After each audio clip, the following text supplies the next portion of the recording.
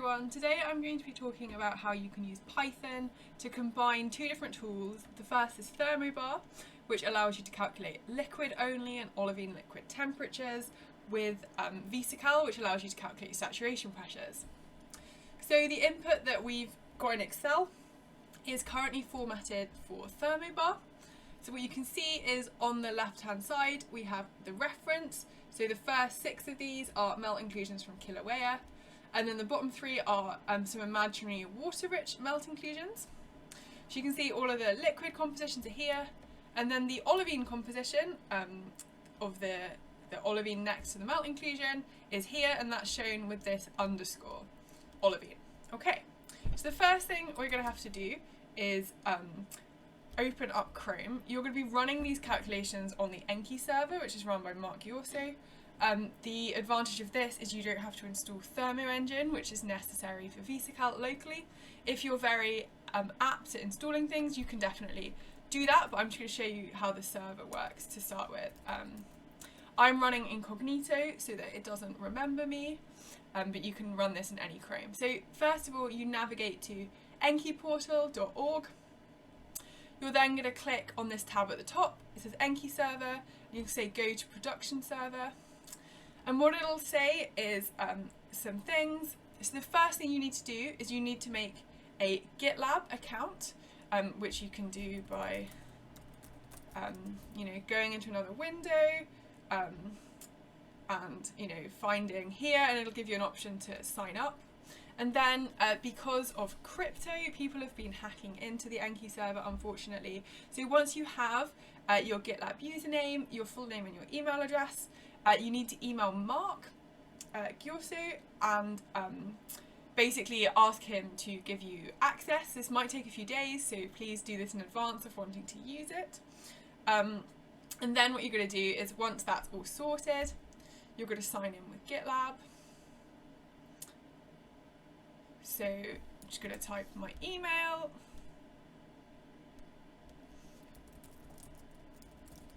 And my password.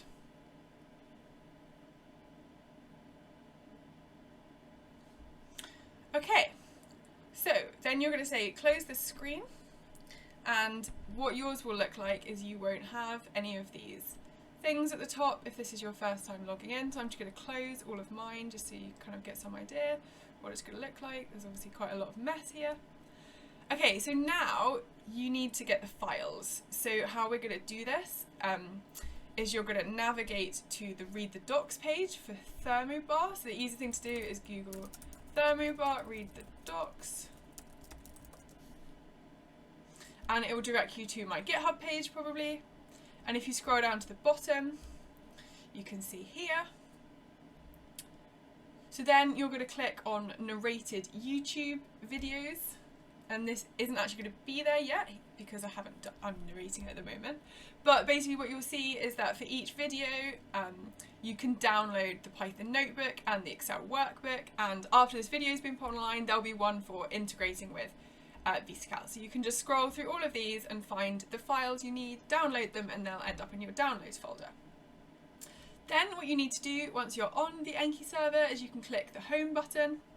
You can make a folder here. So for example, let's make a new folder and call it olivine liquid thermometry VESical. Okay, and then you can double click and you end up, no I missed, hold on.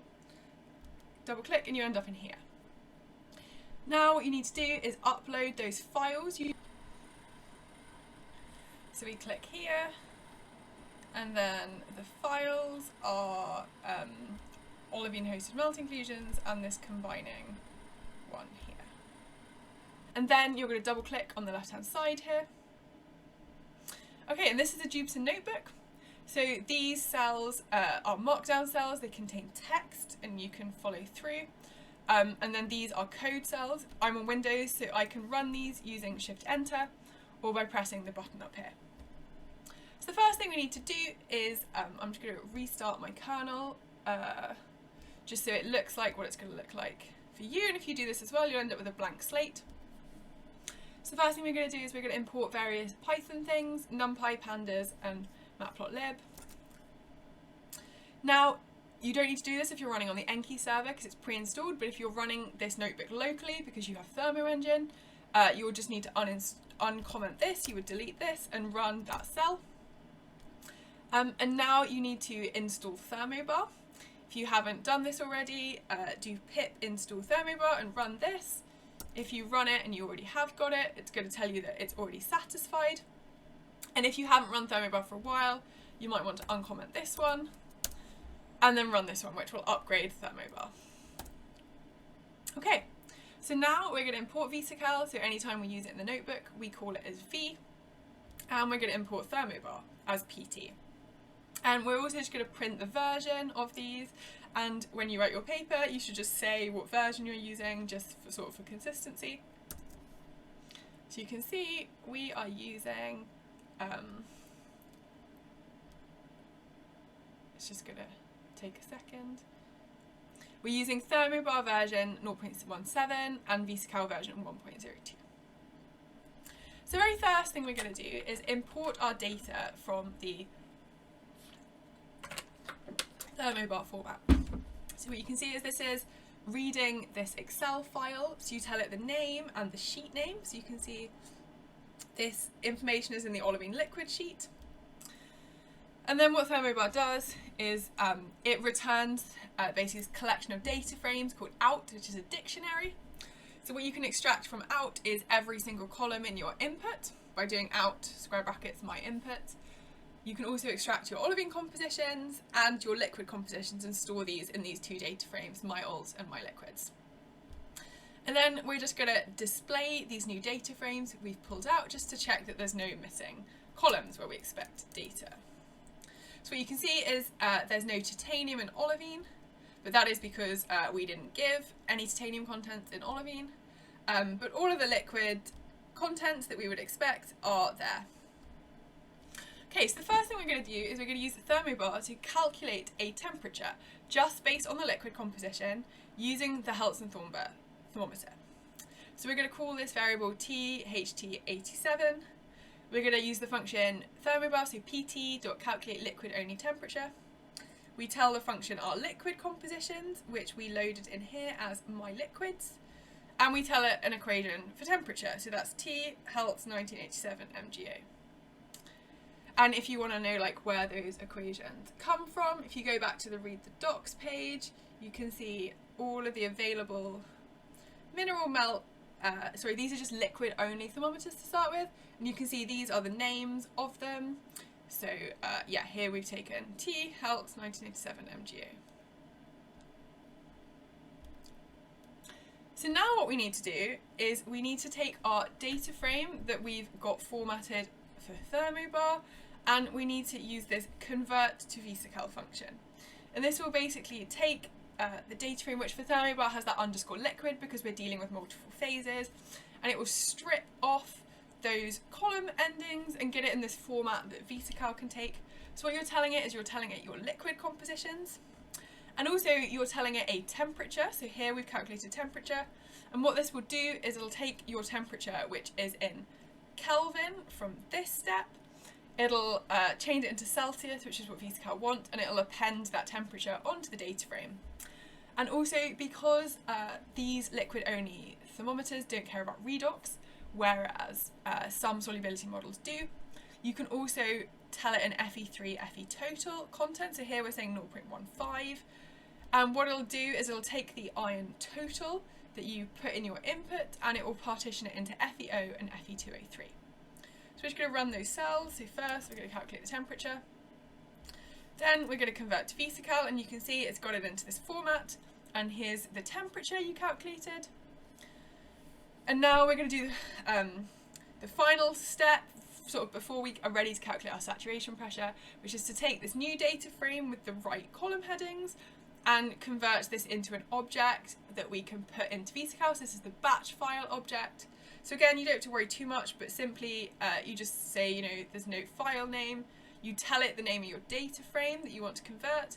So here it's called data frame HT87. And then you sort of tell it the label, sort of, which is your sample identifier. And here that column was called sample ID when we loaded it in. And you can see that. It basically Thermobar has added that. So we're going to run that, and this is now ready to go. So the thing you want to put into Fisa Cal, it's called VESical out. And then the final step. So here we're going to call our result SATP HT87. We take this VESical out thing, we do dot calculate saturation pressure. So by default this is using solubility model MagmaSat, and we tell it we want to perform calculations at a temperature equals to the temp column here. And it'll plough through that, takes about a second per sample, sometimes faster. And you can see these are the saturation pressures it's calculated. So this was a simple example because I chose a thermometer which wasn't sensitive to pressure. Many of the olivine only and olivine liquid thermometers are sensitive to pressure. And obviously we don't know pressure because that's what we're trying to calculate. So here we're going to do like a kind of iterative calculation. So first off, we're going to now use the Sugawara equation 3 thermometer, which does require pressure. So we're going to use Thermobar again. We're going to say PT, calculate liquid only temperature. Tell it our liquid compositions. Tell it the equation we want to use for temperature. So here the Sugawara one. But now we're going to feed the function the saturation pressures we calculated in the previous step. So this is SATP Heltzen-Thornber, saturation pressure in VESical, and then you just need to divide by 1,000 because Thermobar takes kilobars. Okay, so we're going to run that. And now what we're going to do is we're going to take this VESical out sort of thing we can feed in to the saturation pressures. And we're going to say dot data and then the name of the new column we want. So we want to call this new column temp Sugawara. And then we're going to feed it the temperature we've calculated. We need to convert this into sort of floats. So that's what this bit does here, dot values as type float. Don't worry too much about that. You can just put any temperatures you've calculated here from Thermobar. And we're going to subtract 273.15 to get it into Celsius. Okay, and now we're going to calculate saturation pressures again, but we're now going to tell it to do that calculation at the temperatures in temp Sugawara, which is here. Okay, and it'll plough through those.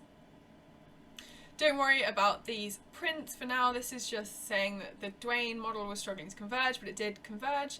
That will be muted soon, so don't worry. Okay, the third example is we so far have been using olivine only thermometers, but as you can see here, these are olivine hosted melt inclusions, and we have the measurement of the olivine. So we could use an olivine liquid thermometer.